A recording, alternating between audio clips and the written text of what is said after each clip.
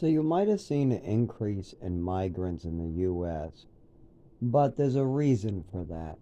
So the migrant hotels and all the migrants that we're bringing over, the reason why both sides really are pushing, even Republicans have allowed migrants, just not from Mexico. They have cut down the numbers, but they have agreed to make the numbers larger in the past as well. But keep this in mind, all migrants, when war comes to the United States, once when they're US citizens, they have to go and fight too. So they're letting a lot of young migrants into the country right now. Seen a lot of them. If you watch Inside the Massachusetts Nobody Talks About YouTube video by Peter San Santinolello, I can never pronounce it. Anyways, he goes over and drives around all the different migrant hotels. Now, we have no homeless shelters, nowhere for people working class to stay. You could be working two jobs, more than 20 hours at each job. Let's say 32 hours at each job. That's 64 hours. Or let's say 28 at each job. That is over 56 hours. And you still have no place to stay. Meanwhile, a migrant is driving a nicer car than you. He's getting a better deal, and he's staying in a hotel where somebody cleans his hotel every day. Why would they allow people who are white Americans or just Americans in general to freeze to death and be denied just a shelter? Meanwhile, migrants who don't have families in their 20s are given a single room to stay in. You see this heavy-set migrant in his 20s. You see a lot of these migrants in their 20s coming over. Some of them mothers, but a lot of them males. Why would we allow all these migrants to stay in hotels? Meanwhile, the people who have been Americans have nowhere to stay. The shelters are closed down, or the shelter has, they won't let you work. Meanwhile, the hotel, you just check in. They give you a certain amount of time to find a job, or if you're looking, they kind of treat it like a shelter. They take these old hotels and they allow migrants to use them like a shelter.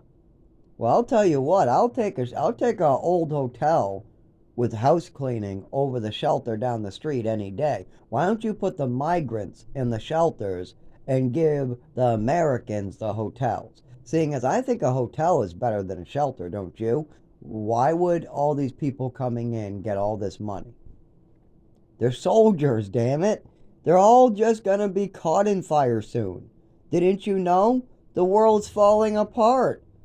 We need soldiers to put in the front lines, and Americans don't want to be there. If we put Americans in the front lines, they know how to protest. They know how to fight back. They know why we have the Second Amendment. We have the Second Amendment because if our government is no longer representing us, we can take our gun and we can go down, protest, and demand our representation. No taxation without representation.